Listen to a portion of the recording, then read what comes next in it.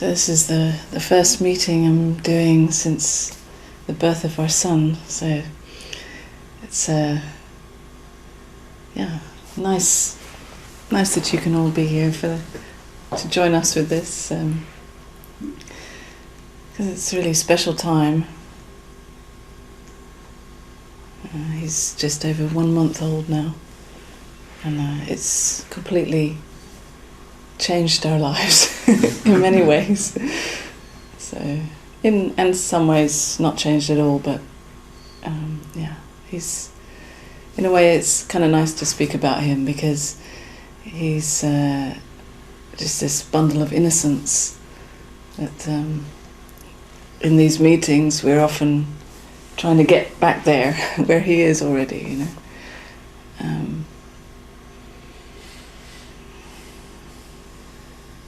And one thing that I love and that touches me every time I look into his eyes is that just open vulnerability, that innocence, that, I mean, it's beyond words, really. And of course, it's what we all are. It's not just a little baby, really. We are all that. We know that. We are that. We haven't moved one tiny inch since we were that small.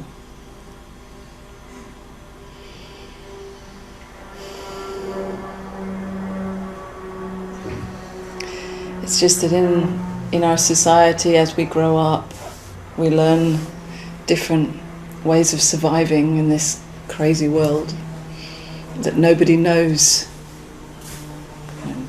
what we're doing here, what the purpose of it all is. Somehow we learn from our parents or from teachers, people around us, friends.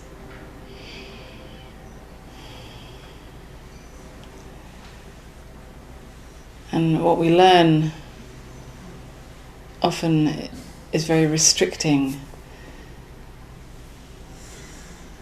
And when we grow up, we realize that actually it would be so much easier to live without these restricting ways of being, but we don't know how. We don't know how to get back there. We have a sense of that open vulnerability, that innocence that we really are, but we find ourselves living as if we need to protect ourselves, and as if we are so serious and sophisticated, as if we know stuff. And really, if we're really honest, we don't know what the hell is going on.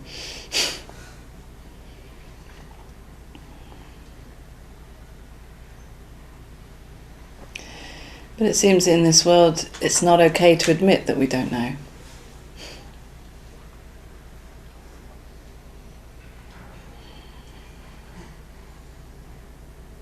We're supposed to be someone.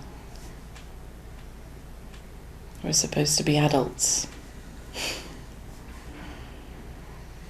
We're supposed to have a direction, a purpose.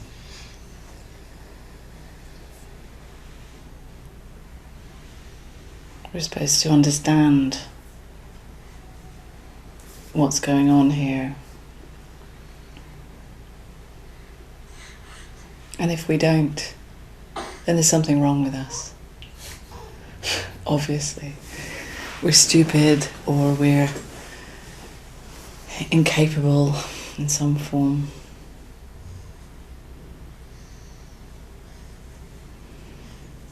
We don't fit in.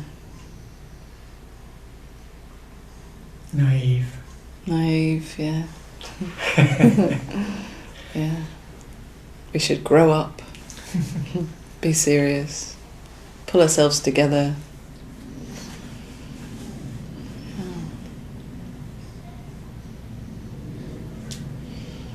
We're supposed to have it all figured out.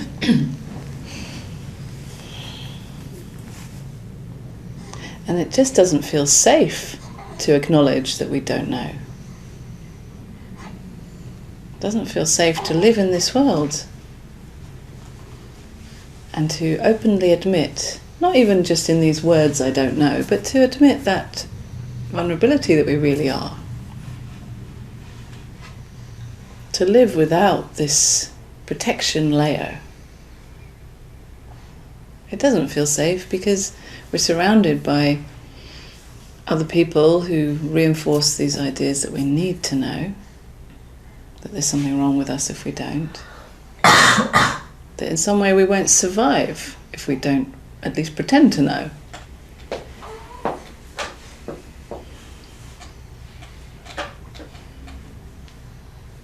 So it does seem to take a lot of courage to live in this world without this protective layer, this skin that we seem to cover ourselves with when we pretend to be serious adults.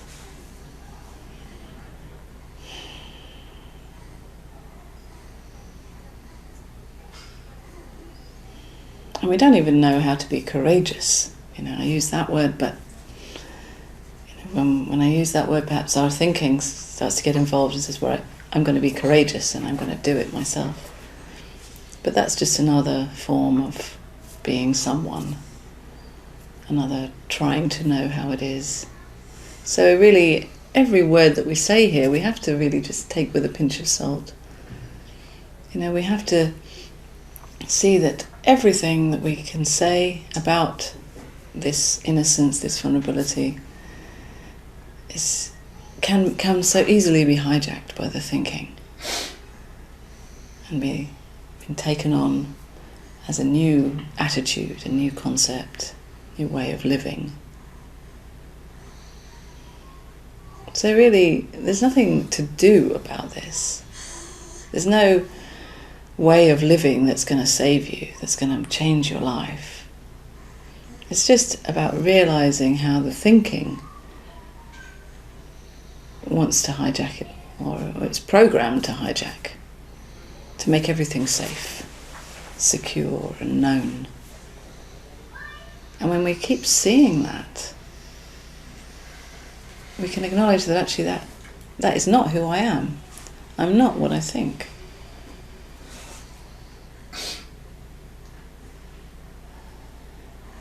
And if I'm not what I think, then I don't know what I am. Because everything that I think I know, well, it's just another thought, just another belief. And without that, it's just a sense of lost, open, empty, nothing, blank.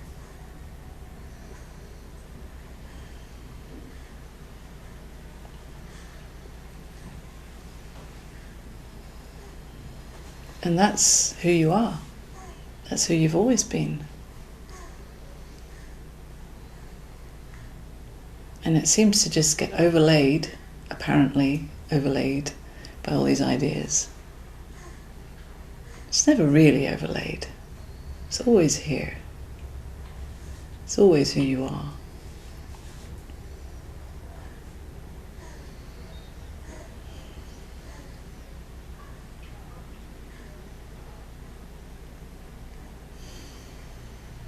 The thinking is just trying to help with living in this world.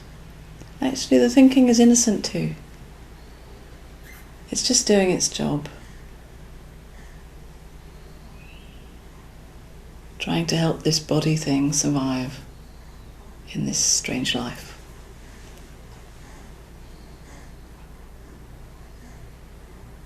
And when we see ourselves as that blank, empty, nothing,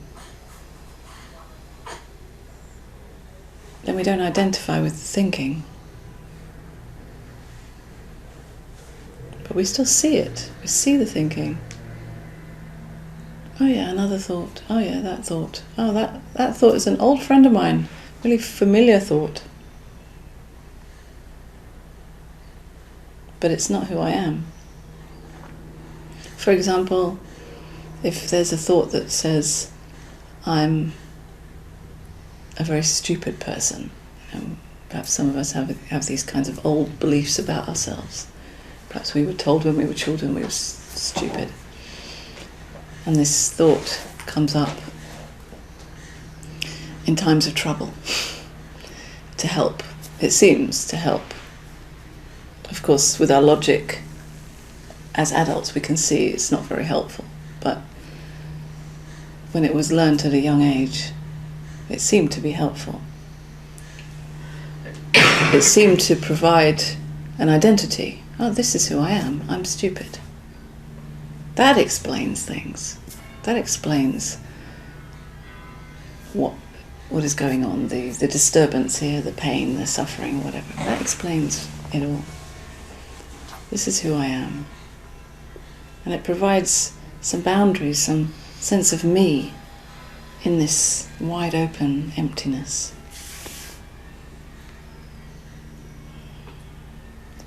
But as we see this thought,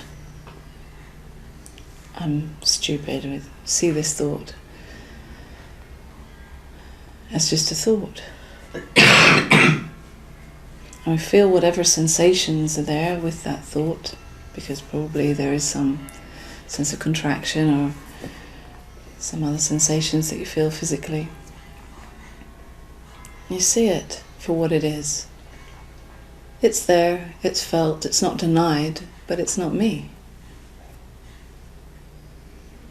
I'm that is aware of it. I see it. So if I'm aware of it, how can I be that stupid one? It doesn't mean that the whole reaction just stops playing out. But you see it. You know that it's not who you are. And that is all the difference. It doesn't mean that suddenly your whole life is healed and that these kinds of reactions don't play out. No, your human characters do continue to play out. Perhaps there's an easing that happens, but perhaps not.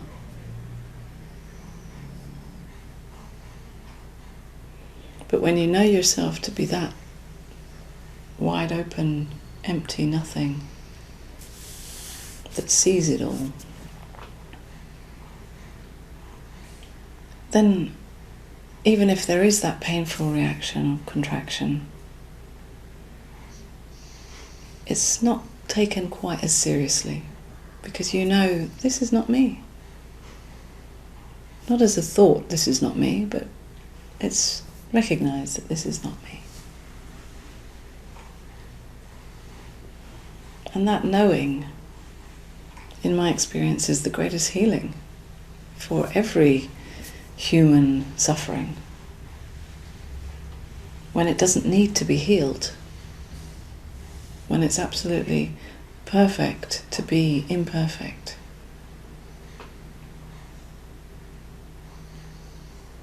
There's a great relaxation with that. Just that seeing of it all.